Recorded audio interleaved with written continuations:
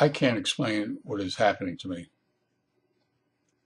Ever since my trip to Myanmar several months ago, I'm a different person. I came back from Myanmar and had to see my cardiologist on a routine checkup. And during the checkup, I said to Dr. Marchand,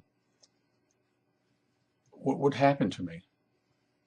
And he looked at me and said, you have seen the light. And he's correct. I have seen the light. It's a bright light, and I see the world differently than I did before.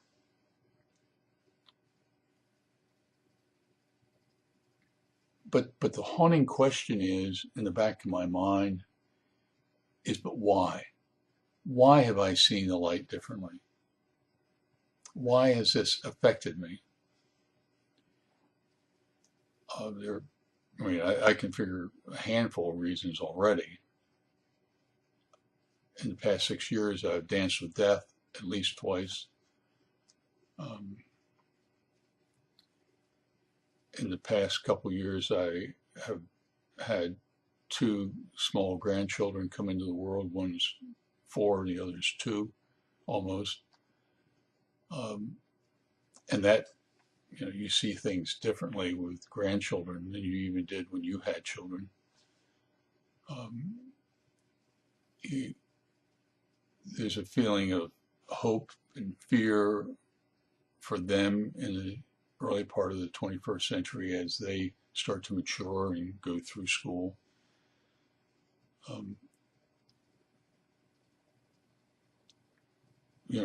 It's kind of in juxtaposition to where I am. They have youth, and I have old age. They have vast amount of life left in front of them when I don't. I have a granddaughter who's in college.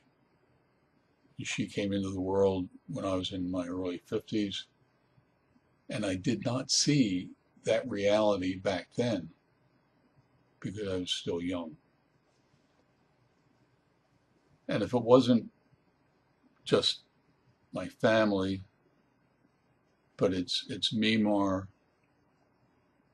recently, or not recently, but in a couple months, Scotland is going to be voting for Scottish independence.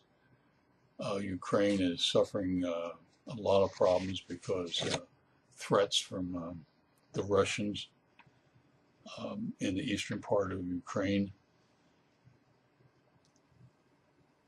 And if the world isn't problematic already, we have the radical right in the United States, the Tea Party, and the birthers, and that fringe of the Republican Party.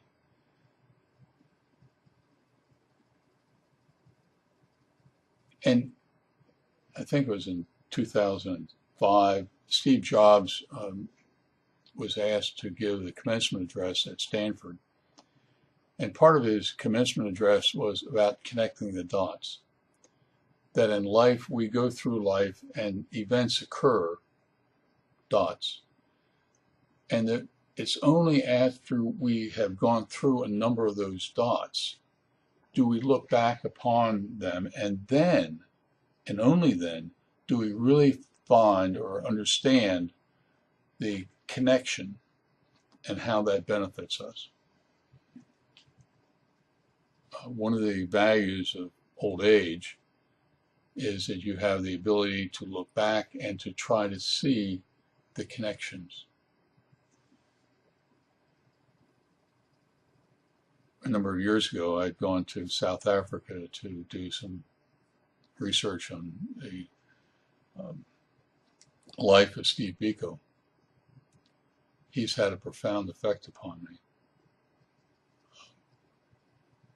The other person that has had a profound effect upon me was Vincent van Gogh. I love to teach history, and I really love to teach art history. And both of those people in history, Biko and Van Gogh, um, had very short lives. And after Biko was beaten to death by the South African apartheid government, and after Vincent van Gogh died from physical and mental issues, somebody could logically ask, and what was their legacy?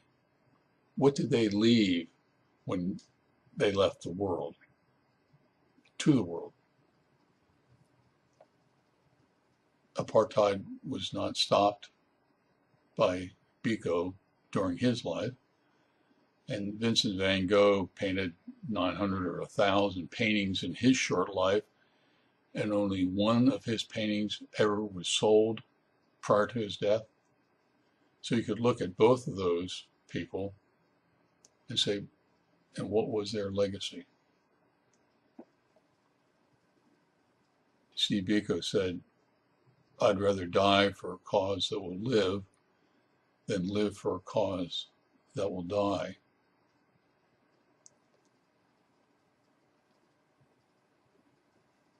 And because he believed that, and because Van Gogh believed that, they continued their work.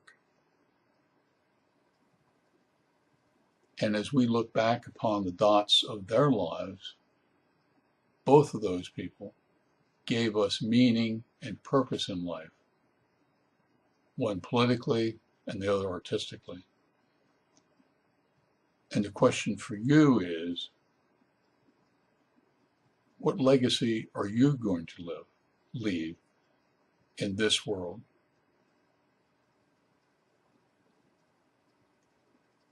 And maybe you have to be 70 years old and dance with death a couple times to really understand that.